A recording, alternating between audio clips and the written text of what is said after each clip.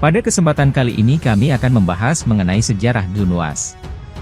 Zunuwas, atau Yusuf bin Syarhabil, adalah seorang raja Yudais dari Imyar antara 517 dan 525-27 Masehi. Zunuwas memiliki seorang penyihir yang sangat kuat, tempatnya bertanya banyak hal. Melihat keadaan Yaman bukan lagi sebagai pemeluk kitab Taurat, bahkan orang-orang yang menganut agama Yahudi yang tidak mau pindah keyakinan disiksa bahkan sampai dibunuh, maka Abdullah bin Samir memutuskan tinggal di sebuah gua yang terletak di sebuah gunung.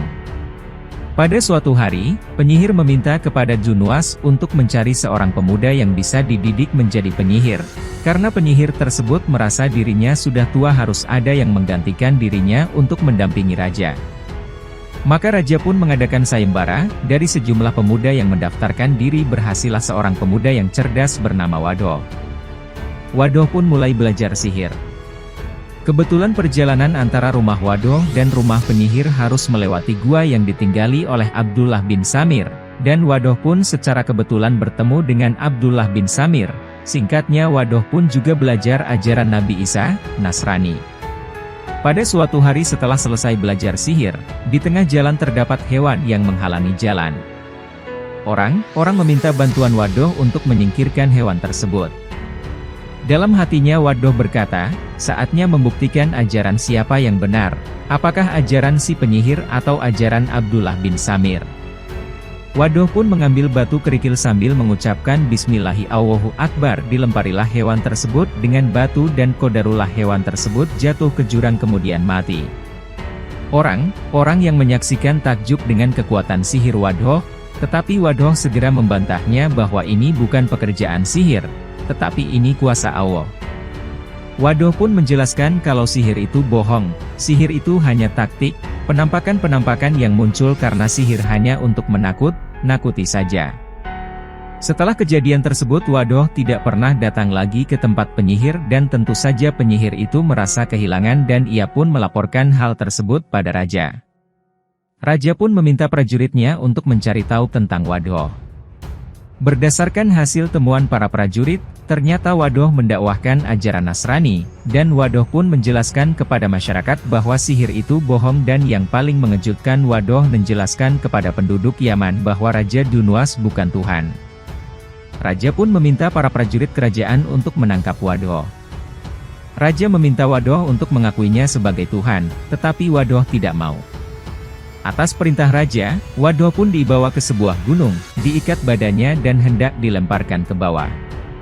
Wadoh pun berdoa pada Allah dengan mengucapkan Allahumma kfinihim ema syitea, yang artinya ya Allah ambil alihlah orang ini. Maka qadarullah, Allah datangkan badai besar lalu prajurit itulah yang jatuh sedangkan Wadoh dalam keadaan baik saja. Wadoh kembali ke istana, ia menemui Zunuwas ingin memperlihatkan keadaannya baik saja karena pertolongan Allah. Zunuwas mengancam Wadoh tetap akan membunuh Wadoh dengan cara lain. Wadoh berkata pada Zunuwas, tidak mungkin, Allah pasti menolong. Sudahlah, berimanlah pada Allah dan imani pula Nabi setelah Nabi Musa yaitu Nabi Isa. Tetapi Zunuwas bersikukuh tidak mau beriman pada Allah. Ia memerintahkan prajurit-prajuritnya untuk membawa Wadoh ke tengah lautan sambil diikat dan dibelenggu untuk dilemparkan ke tengah lautan. Qadarullah Allah datangkan ombak besar, prajurit-prajurit itu pun mati tenggelam.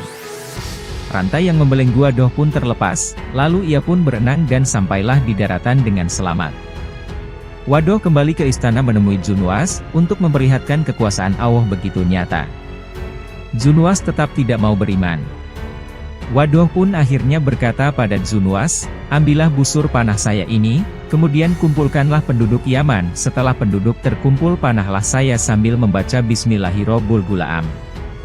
Lalu Zunuwas pun meminta penduduk Yaman berkumpul, kurang lebih 20.000 orang berkumpul dan menyaksikan Zunuwas memanah Wadoh sambil membaca Bismillahirrohmanirrohim. Maka terbunuhlah Wadoh. Penduduk Yaman yang menyaksikan hal tersebut membenarkan bahwa apa yang disampaikan Wadoh benar adanya, semua karena Allah. Maka penduduk Yaman pindah keyakinan, memeluk agama Nasrani. Zunuwas tidak terima akan hal tersebut, ia menginginkan dirinya tetap sebagai Tuhan. Maka Zunuwas pun mempersiapkan parit yang di dalamnya penuh dengan api. Para prajuritnya diperintahkan untuk melemparkan penduduk Yaman ke dalam parit yang penuh dengan api. Berdasarkan hadis yang diriwayatkan oleh Imam Bukhari, ada 3 bayi yang berbicara pada saat masih dalam buayan ibunya. Salah satu bayi yang bisa berbicara adalah bayi pada masa Asbanul Uhdud. Waktu ibunya mau loncat yang dipikirkan ibu tersebut bayinya.